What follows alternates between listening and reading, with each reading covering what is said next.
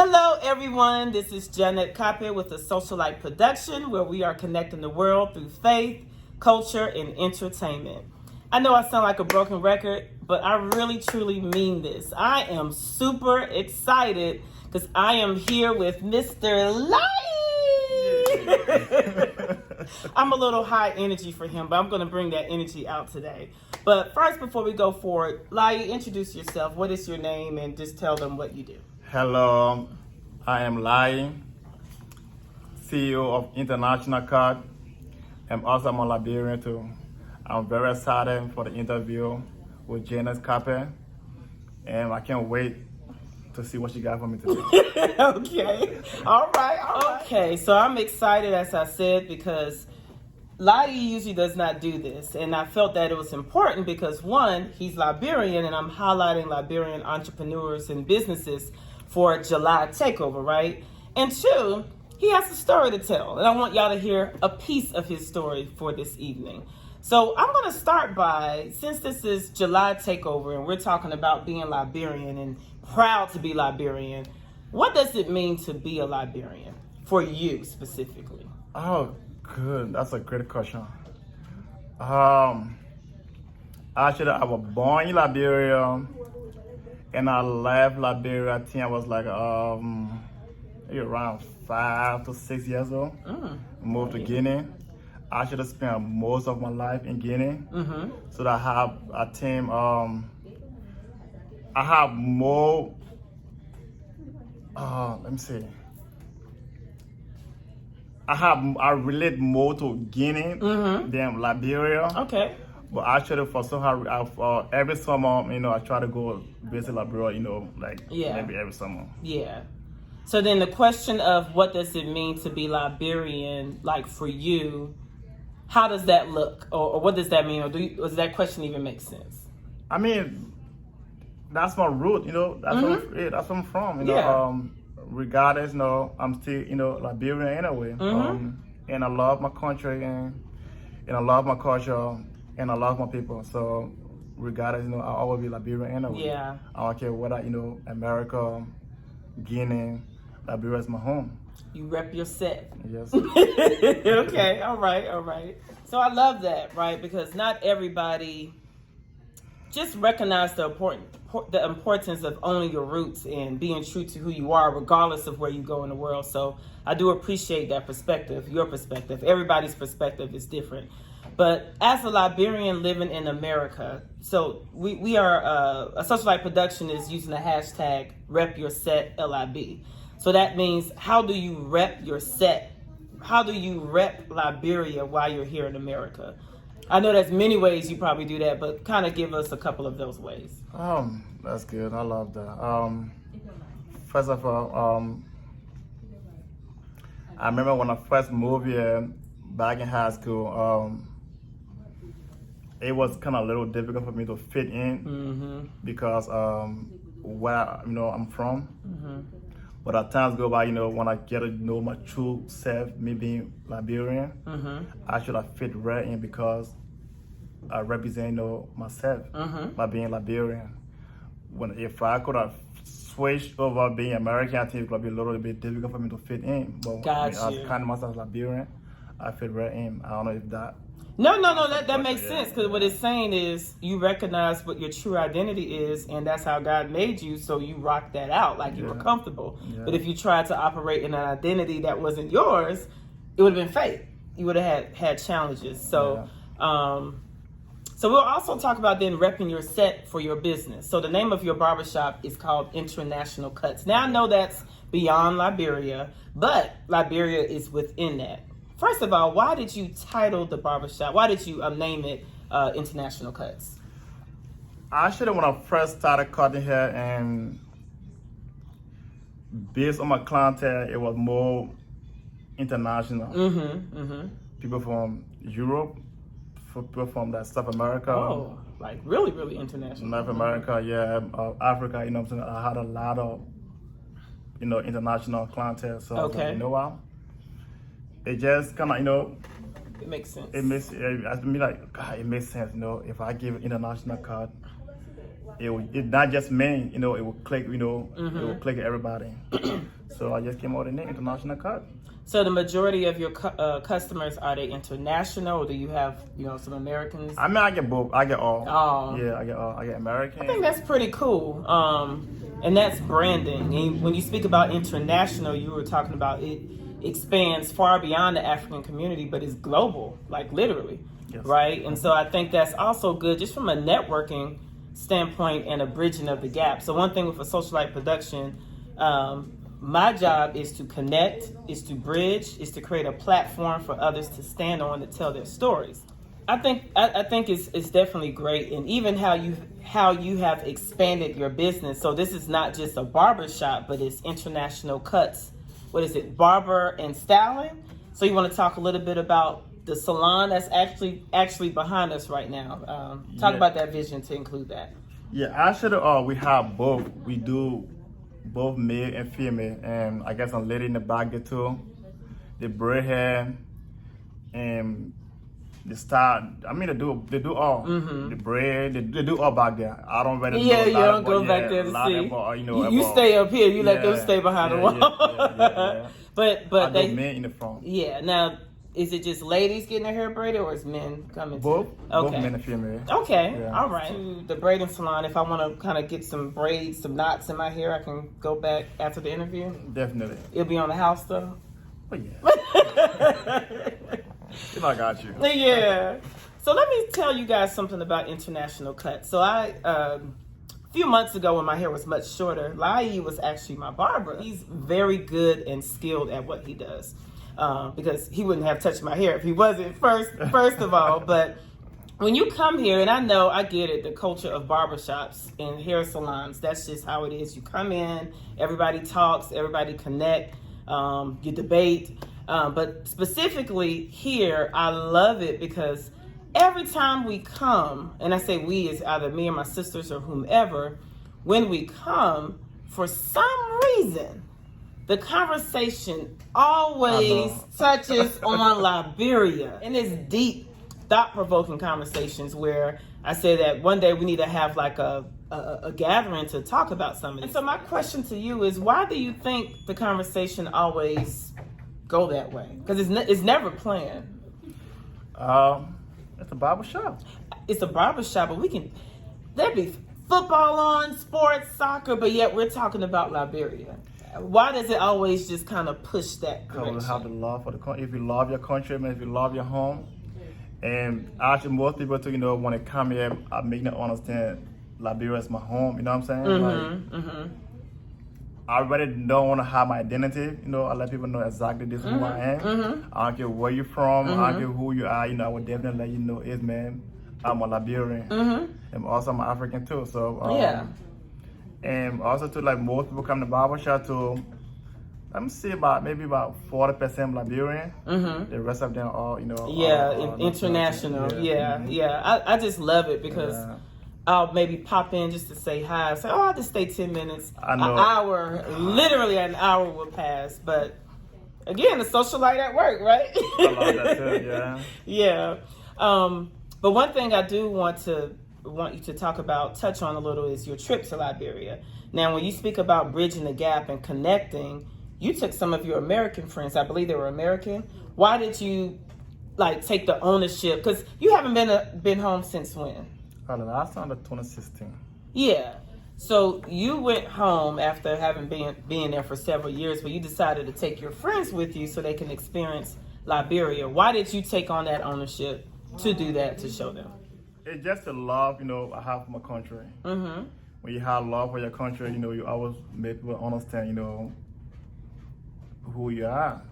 And I'll definitely try to make it understand, I'm a Liberian, I'm African, and you're part of us too. I know you were born and raised over here, but that's your root. So want them to experience that. Yeah. So one time, I was like, hey man, I went back home. It's like. When I try to convince him a little bit, you know what I'm saying? Hey, it's fun, it's this, that, we don't sleep in trees. Right. We don't chase lion, we don't do this, you know what I'm saying? You never seen a lion in Liberia? I mean, I never see one. You didn't sleep with leaves? Yeah, but I mean, there's ignorance on both sides, as I always say. What you don't know, you don't know. Now, some people, they intentionally try to be mean-spirited, but outside of that, just people don't know. And so for you to take the opportunity to share your trip with your American friends, that's big. And he loved it, Actually, I spoke to him. He was uncomfortable. And he loved it, man. You say they were uncomfortable? He was uncomfortable, you know what I'm saying? Yeah. Have to get used to the environment. Yeah. Environment. He didn't want to leave the house, but times go by, man. Yeah, they're probably ready to go back. Yeah. That's good. Did they eat the food? Oh, yeah. Yeah. So when you eat the food, you forget about being in a strange land. Every single food I ate, man. What did they eat? I'm just curious. Was it like cassava leaf? We cassava leaf. He ate some corn. Did he eat palm butter? Like, I'm hungry. He never tried. Actually, he never tried that. He tried the fufu. He never liked it. Because he couldn't chew it. Yeah. Well, the cassava leaf, potato grain. What else? He tried a couple of food. But but that's good. Yeah. And that's good to even try because, to eat food that's not recognizable, especially in another country. I mean, that's a lot, but I'm so glad they tried it and liked it. So good for you. So I want to touch on family life. Being an entrepreneur is challenging within itself, but when you have the family, not just your immediate family, but extended family, that can be not so much of a challenge, but just a balancing act, right? How do you balance work, family, even friends? Just talk about that and the importance of that for you. I'm African. Yeah. That kind of family, is big for us. We don't play with First of all, I think he has like 20 brothers, siblings. How many siblings you have? I can't even count it, man. Yeah. It's a lot. It's a lot. They deep. We deep. We deep. We got a whole football team. Yeah. Yes. Families, it's huge to me. The mostly, working family. I try to balance it, but sometimes it's like but it still work though, Yeah. And I got a beautiful wife. Actually, she worked with my schedule, and she helped me a lot. She pushed. She can dance. And she pushed me a lot. And she can dance. And I know how it is, man. She raised, my two little headache. My little baby, my two little baby, Ayan and Maya. And how old are the kids? Oh, wow. I got a 5 years old and a 1 month old. Yeah, and they're actually in the room. I'm trying not to pivot to look at them, but Yeah, this is my everything, man. That's nice. Family is definitely everything, and Laye is definitely a family man and a businessman and a people person man. But it's interesting because he's an introvert, but yet kind of extroverted. Does that make sense? Like you shy, but you not quite. It depends.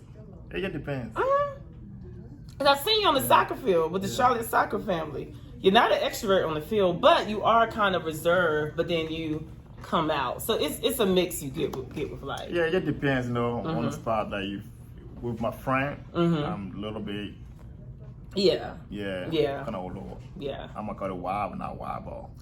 Okay. We'll leave that. We'll table that. All right. So for International Kutz, this barbershop, right? It started from somewhere.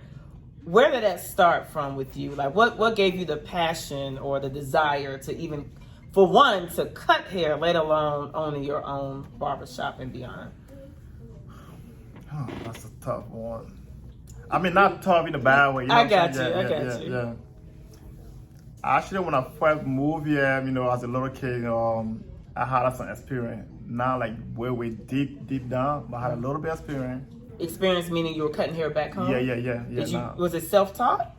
No. Okay. No. Actually, my cousin back home, friends own a barbershop. Okay. So later, after school, I'll go up there, sweep the floor, sit up there, hang around. Then mostly on on Christmas Day, the Ramadan. There's a lot of kids come to the barbershop, so dude, Like, can you cut out little kids' hair? Even though I will mess it up. Yeah. But, you know, as times go by, you know, I'm trying to get my full weight. Yeah. So after that, man, then when I moved to the U.S., you know, I said, you know what? And I started, you know, and I started falling in love with it. I started cutting some of my cousin hair, some friend hair. Then, you know, love started coming more as I'm doing it, the more love, you know, started my business for the industry. Then when I graduated from high school, and that was here in America. yeah, Okay. yeah. When I graduated from high school, then after, I went to No Grease. I said, you know what? I think I'm gonna make this my career. You know, I think I love it. Yeah. I went to No Grease. When I graduated from No Grease, there's a dude in a barber shop across the street from me. Okay. Yeah, where my barber shop right Oh, on, here. on Street Got Creek. you. Yeah. And I worked there for a year. But while working there, I was like, in my mind, I said, you know what? I think I want to open my own barber shop to cut my people's hair. And then that was in my mind. I said, then when I went home and I called my cousin, I said, hey man, I think I want to open my own barber shop and cut my people's hair. My cousin was like, man, that's a bad business move, man. You can't do that, bro. And when you say your people, you meaning like your Liberian people or African people? Yeah, Liberian, yeah. My cousin, man, that's a bad business move. You can't do that. You gotta, you know, be include everybody, you know, into the business. I was like, okay, yeah, that makes sense. So then I went home. I sit down and, you know, I think about it. Then it's opportunity came from the own barber shop. Then when I opened the barber shop, I said, you know what? I'm gonna name the barber shop International Kutz. Because, you know, I just don't want to call African hair. I want to call Hispanic hair, white hair, male, female, you know, everybody, you know. Because that's, you know, what actually the business, you know, is about, you know. It's not just about individual, you know, one group of, you know, group of people. Yeah. So I was like, oh. So when I had up on the get a shop, then I started, you know, doing not just, you know, cutting, you know, hair in America, you know, when I extend my vision, you know, outside the United States too. International. Yeah, internationally. I was trying to, you know, take it back home. Yeah. In my own country. So I was like, you know what, whenever I go back home, I must see, you know, how business move up there, you know, I must try to, you know, open my own barbershop up there one day, you know, you never know. But when I went up there, things never go, you know, the way I wanted it to go. Yeah, he's kind of just surveying. Yeah. So now, when I came back to the U.S., you know, I showed it, but it's still on the table, but it's not off the table yet. Of course, it's building. Building out. It's not off the table yet. And I'm looking up to those dudes that actually trained me how to cut hair, no grease. And because I did, the barber shop, the barber industry, will take it to another level. Yeah. And actually, I'm very, you know, they are my motivation, and I look up to them too. And so, shout out to Damien and Jermaine, and then also Charlie, because he's one of the owners as well. But they are awesome barber. I don't want to call them a barber. They're a whole brand. And that's a whole nother conversation. But you did as you started out in Liberia under your cousin. You know, that's where it started. They just took the torch and continued the grooming of your skills and knowledge. And now you have the torch. Now you can hand it out to others. It's like a constant handing off, right? As far as legacy and development and the next generation. And so with you owning International Kutz, and you have, you know, these seats, so obviously you prepared for expansion. In addition to the salon, right? What type of opportunities did you provide to your community or internationally, whomever will want to come in here and cut? Or not did, but do? Like, how does that look? I mean, actually, I'm open to, you know, working with people. I love working with people, man. Me being by myself over here, it's kind of a little bit challenging. But I still do it anyway because I have the love for the business. You do. And if anybody interested, man, who want to learn how to cut hair, or you want to go to barber school, you know, check me out, you know. Call my, I'll give my number to her. I'll put the information for the shop in Laye in the description of the video. Come and talk to me, man. We can sit down in there and chop it up. I'm gonna give you more idea, you know, about the whole business. It's not just about cutting hair. It's beyond cutting hair, Yeah. man. Yeah. It's like, yeah, you're your own, you know, you're a businessman and you're a therapy, you know, like you do it all. You do all, yeah, you It's do all. more than Because, yeah, cutting. you do all. Yeah. Because people ask, you know, people come with like, you know, like personal life, you know. Oh, dude, man, I'm going through this with my girl. I'm going through this. You know what I'm saying? People ask you a lot of stuff. You're not just a barber, man. It's beyond, you know, cutting hair, man. Yeah, it so is. don't just put in your back of your mind, you know, I'm a barber. No, you're beyond, you know, barber. And that's what makes International Kutz a great place to gather, because even like when I came in here the other day just to just say hi, and there was individuals that I knew that were here, they had finished cutting their hair like probably 15 minutes ago, and I was literally in here for about an hour just sitting down chilling and talking. Another hashtag for July takeover for the celebration of July of Liberian independence is hashtag Liberian influential. As a Liberian influential, you are someone who's in a spot, who sits in a position of influence, whether you know it or not. When people come in here and they see you stand up, they're seeing a leader. They're seeing someone who's not only going to cut their hair, but who's going to make them feel good when they leave the chair. I don't know if you feel that or see that, but I know that's what I felt when I would come. Laye used to cut my hair when it was like down low as a fade. Did a great job. And he's patient, y'all, because I am very picky and particular with my hair. He is patient. He is so patient. So if you need a barber or you want to kind of try out a new one, he's definitely your guy. But overall, I just think you are an awesome leader. You're an awesome entrepreneur, barber, and I'm so excited to see the vision expand far beyond International Kutz, where we're sitting. So excited to see. Well, I mean, that's the beauty of the, you know, of the whole industry in a way. Like, you change people's life, man. When you cut somebody hair, they do with a, you know, that bright smile on their face, man. You make it feel better, you know. I feel good about myself. Gosh, that dude, you come in with a, you know, that mean look. But look, you know, bright smile on your face. Yeah.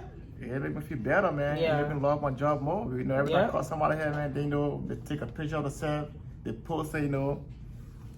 I get, you know, it made me love my job more, man. Yeah. Put a bright smile on my face. You know, when I go home, even when I'm mad, when I go home, man, it make me feel happy more because at least I make a difference in someone's life, you know, for that few moment. Yeah, absolutely. As far as social media, how can they reach you if they want to follow you? Follow the business. Yeah, you can follow me on Instagram, Laye Barber Life. And spell that, is that Laye? Barber Life. Yeah. That's it? That's it. Oh, that's easy. Okay, I thought for some reason it said International Kutz, but that's in the profile. And then I'm using my name right now. Oh, okay. And then Facebook, is that Laye? Laye. Okay. Well, you want to reach them? Or you can say put in the I think I go by both. I have International Kutz and I have Laye, you know, I have two different.